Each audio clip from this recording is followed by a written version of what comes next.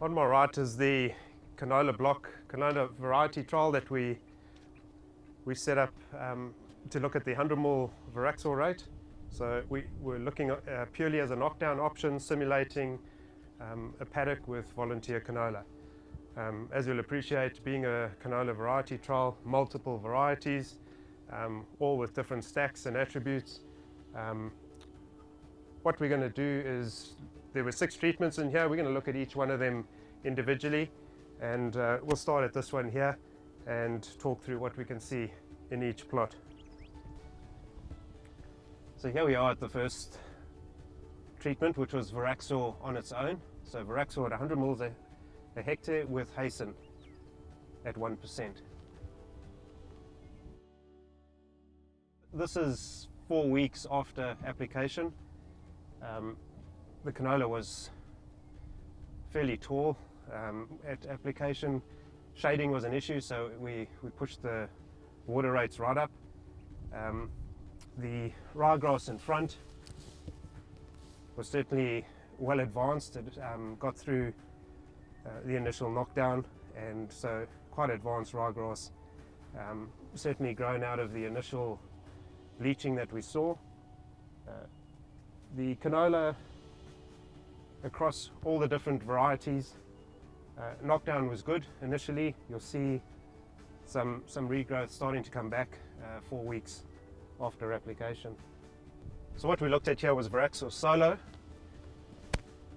Let's have a look at it as a tank mix, and in this plot here we've got Voraxor mixed with glyphosate. So this site we know has got glyphosate resistant ryegrass. This plot here is the Voraxor at 100 ml together with glyphosate. The third plot here on my right is glyphosate on its own. So this is a TrueFlex variety, not entirely unexpected, but you can see the glyphosate's had little, if any, effect on the canola. The mix here with Voraxor substantially better, and even better than Voraxor on its own. So a really useful mix, Voraxor with glyphosate. The Voraxor certainly improving the activity of glyphosate on its own, particularly in the situation where you've got a TrueFlex or a Roundup Ready crop that you're trying to knock down.